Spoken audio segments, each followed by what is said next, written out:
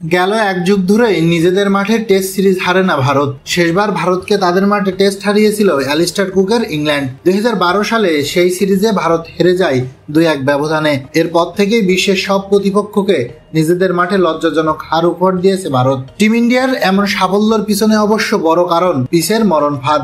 সময়ের দুই সেরা অফ স্পিনার রবীন্দ্র জাদেজা, রবিচন্দ্র আশ্বিনকে পুঁজি করে স্পিন সহায়ক উইকেট করে ভারত, যার ফলাফলও পেয়েছে হাতে নাতে। তবে আসন্ন সিরিজে একতরফা সেই সুবিধা নিতে পারছে না রোহিত শর্মার দল, কারণ পরের সিরিজে ভারতের প্রতিপক্ষ বাংলাদেশ, যে দলেও আছে বিশ্বমানের স্পিনার। ইতিমধ্যে বাংলাদেশ দলে থাকা সাকিব আল হাসান, মেহেদী মিরাজ স্পিনের ওপর বিশেষজ্ঞ স্বীকৃতি অর্জন করেছে। এই দুই স্পিন অলরাউন্ডারের সঙ্গে আছেন তাইজুল ইসলাম, নাইম হাসানের মতো স্পিনাররাও।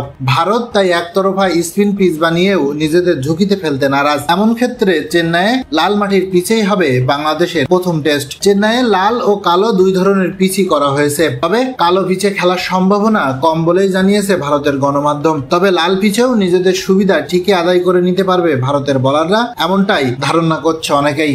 কেমন হয় লাল মাটির উইকেট? লাল মাটির উইকেটে সাধারণত কাদামাটির পরিমাণ কম থাকে, ফলে পিচে পানি শোষণ ক্ষমতা কমিয়ে দেয়, যে কারণে উইকেট দ্রুতই শুকিয়ে যায় এবং অনেক তাড়াতাড়ি উইকেটে ভাঙন ধরে। এই ধরনের উইকেটে বাউন্স থাকে প্রচুর, তাই শুরুর দিকে পেসাররা সুবিধা পাবে, এটাই স্বাভাবিক। ভারতের এই সিরিজে পেস বোলিং লাইন আপে আছেন জাসপ্রীত বুমরা আর মোহাম্মদ সিরাজ। শুরুর দিকে বাংলাদেশের বিভাগ বাড়াবেন এই দুইজন। তবে লাল মাটির এই পিচ সময়ের সঙ্গে সঙ্গে স্পিন সহায়ক হতে শুরু করে। যেহেতু পিচ তাড়াতাড়ি ভেঙে যায়, তাই স্পিনাররা বাউন্সের সাথে অস্বাভাবিক টানও পেতে পারেন, যা টাইগার ব্যাটারদের জন্য রীতিমতো দুঃস্বপ্ন।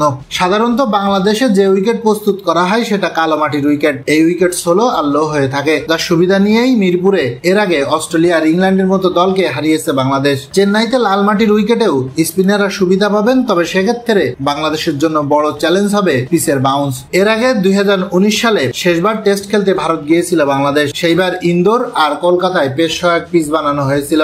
ভারতীয় স্পিনাররা সেই সিরিজে মাত্র 5 উইকেট পেয়েছিলেন। বাংলাদেশ 2 ম্যাচেই হেরেছিল লজ্জাজনক ভাবে। এবারে অবশ্য সে পথে না হেঁটে বাউন্স আর স্পিন দুইভাবেই বাংলাদেশকে কাবু করার চিন্তায় ভারত। সেক্ষেত্রে বাংলাদেশ কেমন করে সেটাই এখন দেখার পালা।